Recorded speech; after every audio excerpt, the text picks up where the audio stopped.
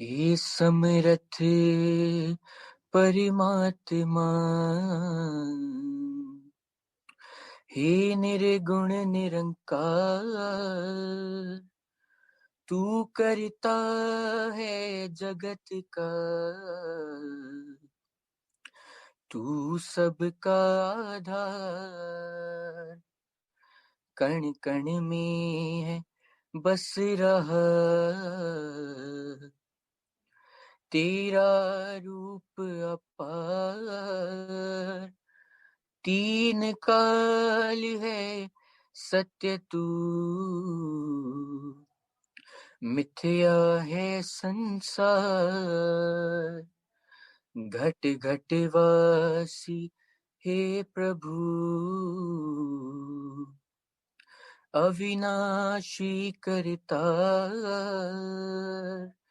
दया से तेरी हो सभी, भव सागर से पार। निराकार साकार तू, जग के पालनहार। है बेअंत महिमा तेरी, दाता अपरंपार। परम पिता परमात्मा, सब तेरी संतान। भला करो सबका प्रभु, सबका हो कल्याण। भला करो सबका प्रभु, सबका हो कल्याण। सात संगत जी, प्यार से कहना ध्यान निरंकार जी। आज जहाँ संतों महापुरुषों ने सत्संग के दौरान अनेक पहलू पे ये ध्यान दिलाया कि जो सच है वो तो सदैव रहने वाला ही सच है, उसमें तो कोई भी चीज़ बदलती नहीं। पर ये जो दृष्टिकोण है हमारा, ये नज़रिया, ये पर्सपेक्टिव, ये ज़रूर अलग हो जाते हैं अनेकों बार। और उसी तरह कैसे चाहे बात फिर वो एक सच्चाई की हो, तो वहाँ धर्म की भी बात रहती है। क्योंकि ये धर्म क्या है, ये सच्चाई, ये ब्रह्म ज्ञान जो ना बदलता है, ये युगों युगों से वही रहा और आगे भी इसने यही रहना है। कैसे फिर वो जो बात आती है कि जब सिर्फ एक सच्चाई, जो बाबा जी भी अक्सर अपने विचारों में एग्जाम्पल दे के समझाते थे कि अगर एक देश में दिन है तो दूसरे में उस समय रात हो सकती है, वो टाइम जोन्स अलग हो सकती हैं। तो फिर ये सन, ये मून, ये भी उस तरह रात और दिन का पहलू, ये भी सच्चाई उस समय की एक देश की तो हो सकती है, पर वो एक परमानेंट सच्चाई नहीं, क्योंकि हर देश में वो सच्चाई लागू नहीं है। तो ऐसी फिर ये कौन सी सच्चाई है जो ये हमेशा हर समय किसी भी एक सिचुएशन में, एक जगह पे जो ना समय से बंधी है, किसी भी तरह पे हमेशा कायम दायम रहने वाली ये सच्चाई, ये निराकार, ये परमात्मा जो कभी बदलता नहीं, कभी ढलता नहीं। तो कैसे इस तरह जब हम एक सच्चाई की बात करते हैं तो वहाँ धर्म, और ये धर्म क्या है, जैसे हम सुनते भी हैं, गाते भी हैं एक सेवा के जब भाव में कि मानवता है धर्म हमारा, हम केवल इंसान हैं। तो जब मन में ये सच्चाई ठहर जाए तो कैसे फिर ये मानवता के लिए ही अपना जीवन अर्पित, समर्पित कर देते हैं हर कोई। तो जब ये भी बात आती है कि इस निराकार के दर्शन हो गए, ये इसकी पहचान हो गई, when we realized God, तो फिर अपने आप ही हमारा एक नजरिया भी नया हो जाता है। वो एक समझ एक ढल जाती, एक दिमाग में चीज बैठ जाती है कि कैसे हम हमेशा इस ही परमात्मा का ही अंश रहेंगे, चाहे इस शरीर के अंदर हो, या ये मृत्यु होने के बाद, ये शरीर खत्म हो जाने के बाद इसमें मिलना है। तो कैसे हमने जहाँ अपने ऊपर एक खुद को कैसे पूरे लाइफ में कंडक्ट करना है, अपनी सोच को कैसे मानवीय गुणों में ढालते हुए खुद को संवारना है। और वही बात फिर अगर एक पर्सपेक्टिव की होती है, तो कैसे एक चीज़ अगर हम देखें, वो अक्सर हमें हमारे मुताबिक अगर ठीक लगती है तो वो हम उसको सही डिक्लेयर कर देते हैं। और अगर एक कॉन्वर्सेशन भी कर रहे हो, किसी से बात भी कर रहे हो, और दूसरा अगर उसी में कोई फ़र्क अलग सी बात करे, कि बोले कि आप जो कह रहे हैं वो आपके पॉइंट ऑफ व्यू से ठीक है, पर अकॉर्डिंग टू मी, मेरे अनुसार ऐसा होना चाहिए, और वो अपनी बात को किसी और ढंग से फिर एक नए एंगल से पेश करते हैं, तो कैसे फिर एक मन वही हमारा व्याकुल कि किसी तरह बस हम ये अब प्रूव करें कि हमारी बात, हमारा नज़रिया ही इम्पोर्टेंट है, दूसरे का नहीं। जो तो समझ जाते हैं कि दूसरे की भी बात उतनी इम्पोर्टेंट, उनका नज़रिया भी, तो वो तो आराम से एक बात को भी फिर भक्ति बना लेते हैं, उसमें भी परमात्मा का अंश देखकर, फिर इस सच्चाई से जुड़कर, इस परमात्मा से जुड़कर अपने आप को आगे चला लेते हैं। पर वही जो वाद विवाद की बात आती है, फिर कैसे फिर एक अपने आप को इस्टेब्लिश करने में ही ये इंसान जब लग जाता है कि अब मुंह से तो बात बोल दी है, अप्रूव करके भी दिखाएंगे, तो फिर वो बात सिर्फ एक नज़रिए, एक पर्सपेक्टिव की नहीं आ जाती, वहाँ आ जाता है अहंकार, वहाँ आ जाता है स्वयं को श्रेष्ठ कैसे साबित करना, फिर वो एक प्रूव करने तक ही बात रह जाती है। तो फिर अगर अच्छा वक्ता होगा कोई, वो तो फिर हर हाल अपने आप का अपना नज़रिया ही सही साबित कर देगा। तो बात सिर्फ ये नहीं कि सामने वाला कितना अच्छा बोल सकता है, हो सकता है उसको भी अच्छा बोलना आता हो, पर वो बात ये समझ जाए कि कुछ भी कह लेंगे, ये दूसरे इंसान के बात समझ नहीं आने वाली, तो अपनी एनर्जी और टाइम वेस्ट ना किया जाए, खुद को ही चुप कर दिया जाए और दूसरे के हाँ में हाँ कर दी जाए। तो कैसे फिर वही बात कि जो बहुत अपने आप को चतुर समझते हैं, असल में वही मूर्ख होते हैं।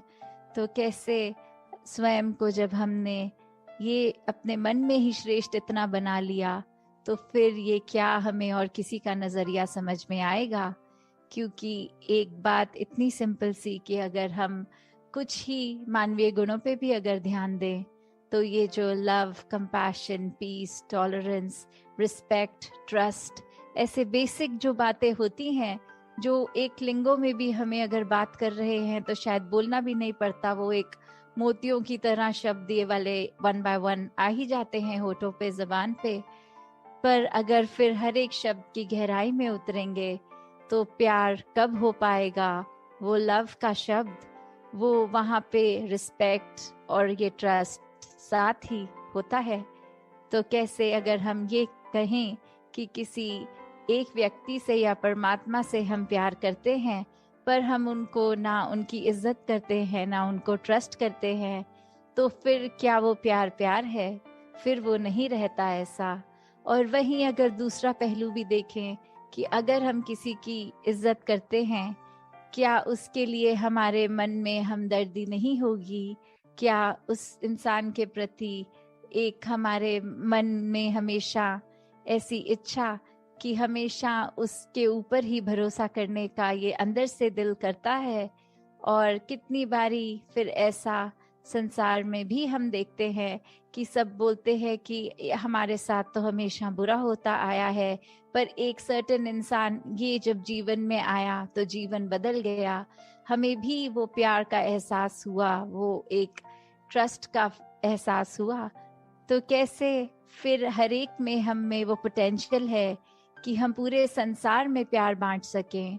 हम सब में वो एक है निरंकार द्वारा दी गई, ये जिस भाव से हम दूसरे के साथ पेश आते हैं, तो हमें जहाँ निरंकार का किया गया हर पल, हर एक जीवन में घटती हुई चीज, ये डिसीजन सर आंखों पे खुशी खुशी रखना है, वहीं एक अपनी सोझी जो परमात्मा ने दी है उसमें भी हमें खुद को किस तरह एक ढालना है कि हर एक के काम आ सकें।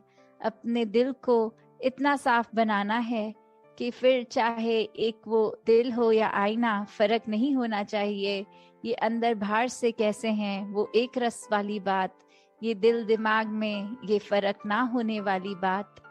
तो दासी अब घड़ी देख रही है और इससे ज्यादा कुछ और बोल नहीं पाएगी। इन्हीं शब्दों से आज्ञा लेके यही कामना कि हर कोई सेवा सिमरन सत्संग करता चला जाए और अपने आप को इस निराकार का ही बना ले पूरी तरह। चाहे वो शरीर तो सेवा कर सकता है, पर मेन बात कि वो मन भी सेवा करे। वो शरीर तो सत्संग अटेंड कर सकता है और कानों में अच्छी बातें डाल सकता है, पर वो मन सच्ची बातें स्वीकार करके उन पर चल सके। ये जो सिमरन भी है ये भी अपने आप में सिर्फ शब्द ना रह जाए, पर अपने आप को सच में इस निरंकार से जोड़ने का ही इसका प्रयोग किया जाए। दातार सभी पे कृपा करे। सात संगत जी, ध्यान निरंकार जी। सात संगत जी, अब हम सभी सिमरन धुनी में शामिल होंगे।